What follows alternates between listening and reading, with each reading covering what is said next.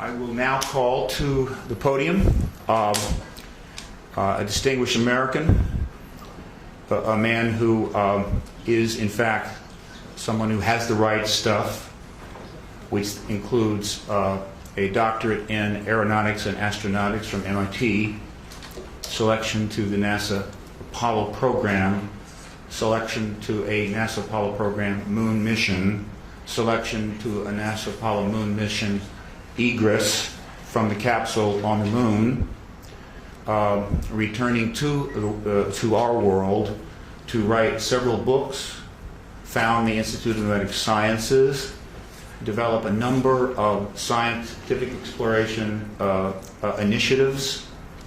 A man who has received far more awards than I could possibly list here, but which do include the Presidential Medal of Freedom nomination for the Nobel Peace Prize and a number of honorary doctorates. And he has some things to say to you this morning. I would like him to come forward now. Dr. Mitchell.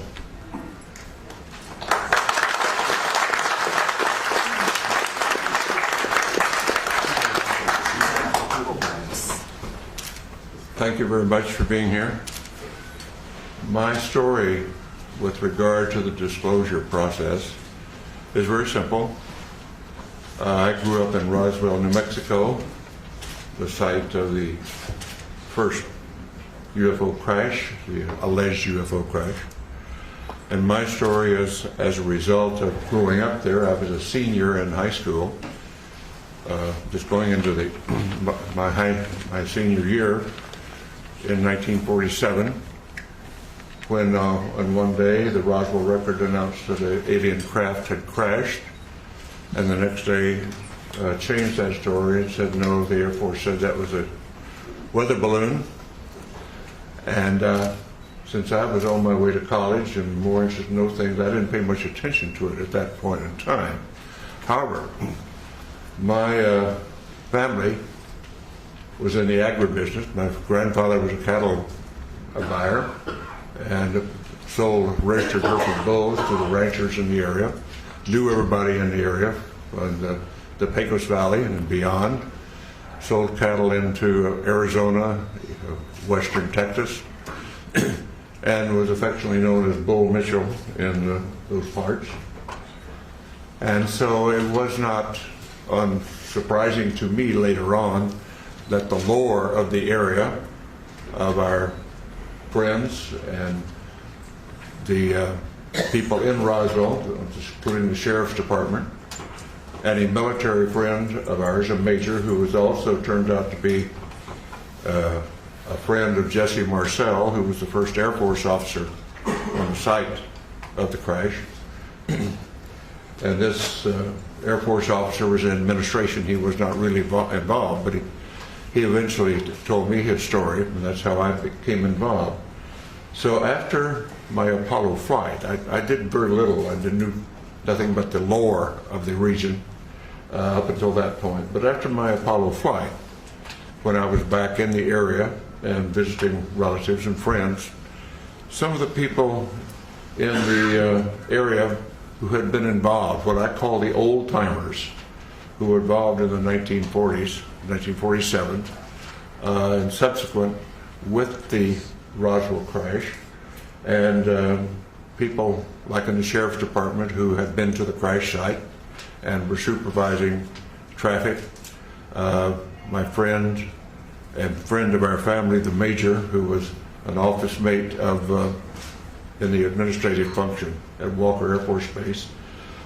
These folks, because they had been shushed and told not to talk about their experience by military authority in those days, and on dire consequence if they did, felt that here in the 70s, many years later, that they didn't want to go to the grave with their story. They wanted to tell somebody reliable.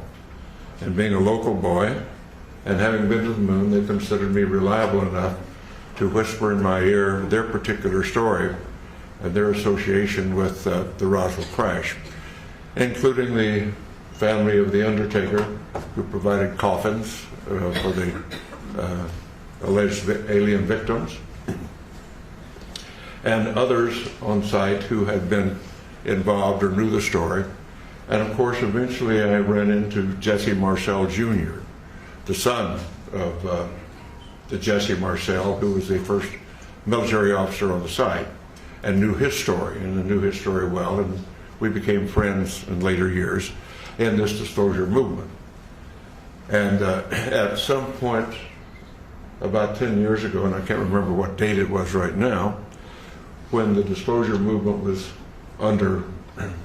going strongly, I came here to Washington with a Navy commander by the name of Will Miller and Dr. Stephen Greer, and we were able to get an appointment at the Pentagon to talk about what we knew, or what we allegedly knew, what we thought we knew, and went and told our story.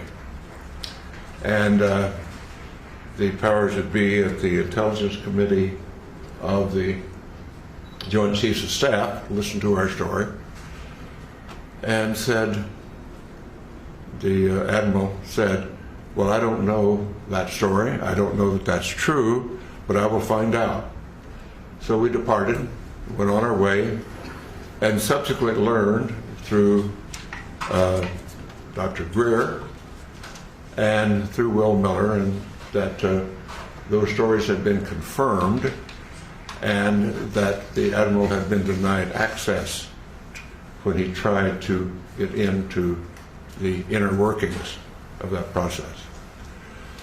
And we had confirmation of that, although that Admiral now denies the fact that this is the fact. So my story is essentially that I do have no first-hand experience with the ET effort, except the fact that I know all of these research people that you'll hear from today, and some who are not here today, who have spent a long amount of their lives and time doing research into the alien visitation, UFO crashes, and so forth. And I urge that those who are doubtful read the books, read the lore, and start to understand what has really been going on, because there is no doubt we are being visited. And as a person who is a part of the first generation of being a spacefarer of our civilization and having gone to the moon, and realizing that I do, and many of us do now, that have seen the Hubble pictures from space, the universe that we live in is much more wondrous, exciting, complex, and far-reaching than we were ever able to know up to this point in time. And the fact we have wondered, were we alone in the universe forever? Only in our period do we really have evidence, no, we're not alone. We are just one planet with intelligent life on it, and probably it is time, now that we are spacefarers on our planet, that we get active, because we're really universal beings. And in the long stretch of things, if we think about it in the longest possible range, we realize, and I realize this from my studies in astronomy and astrophysics, our sun will burn out in due course, and we have to be off this planet if our species is to survive. So anybody, any species, any planet that is on around a mainstream star like ours is, only has a finite amount of time on that star before it burns out. And so our destiny, in my opinion, and we might as well get started with it, is become a part of the planetary community of nations, of planets, just like when we were much newer on this planet, and we found tribes over in the next valley or across the next mountains, and we started forming communities then and reaching out beyond ourselves. At this point in human history on this planet, we're now starting, and ready should be, to reach out beyond our planet and beyond our solar system to find out what is really going on out there. And the 20th and 21st century that we now live in, the beginning of the Industrial Revolution really didn't take off until the 19th century. And I tell the story to some of my younger audiences, particularly in schools, that my great-grandparents went across from South Georgia to West Texas in a covered wagon at the end of the Civil War in the 1870s. My family, my father's generation, was involved with going off the planet in aircraft.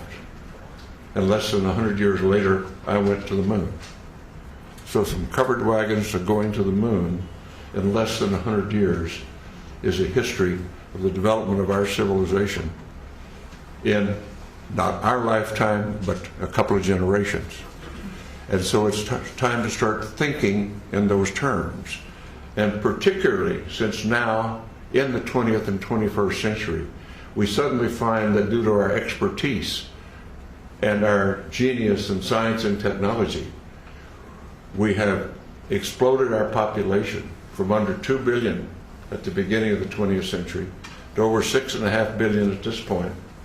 And our consumption patterns are clearly indicating that we are utilizing our non-renewable resources at an unacceptable rate, a non-sustainable rate. So we've got a lot of thinking to do about what being an advanced civilization really means.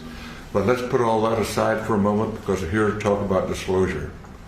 And what I am suggesting is it is now time to put away this embargo of truth about the alien presence. And I call upon our government to open up, like other governments have, and you will hear about that this morning, like the Belgians have, the French have, the Brazilians have, the Argentines, the Mexicans have all released their files. It's about time now that we do the same thing and become a part of this planetary community that is now trying to take our proper role as spacefaring civilization. Thank you very much for your attention.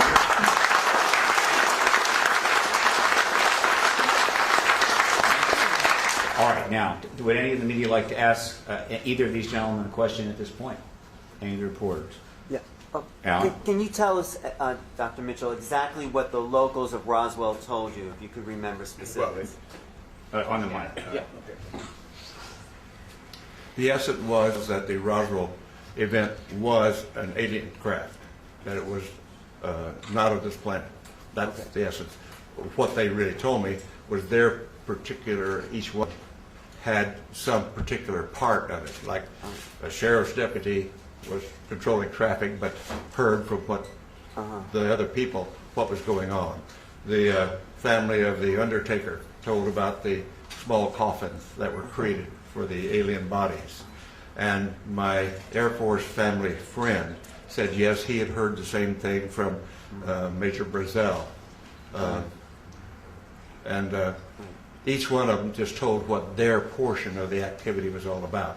So putting it all together, the sum total was, yes, it was an alien spacecraft. Thank you. Okay. Another question? Just had another question about Sure. fellow astronauts talking to you about seeing space, UFOs in space. No, I have talked to all of the astronauts up through the Apollo program. And the only ones that have had UFO experience were in their Air Force careers, where were vectored to chase a UFO, never quite made it, couldn't quite get them in their sights or whatever. And that was Deke Slayton, and Gordon Cooper had his experience that's been well recited about seeing one land at Edwards Air Force Base, seeing the pictures of it. Suddenly the pictures disappeared into the vaults of Washington and never returned. But the military people that had UFO experience were in their Air Force careers before the astronaut program. And of course, being a military and a Navy pilot myself, the stories among airline pilots and other pilots is they're just all over the places. And we're all told, shut up about it. I never chased one myself, but all my friends that did, where it was all the same thing, don't talk about it.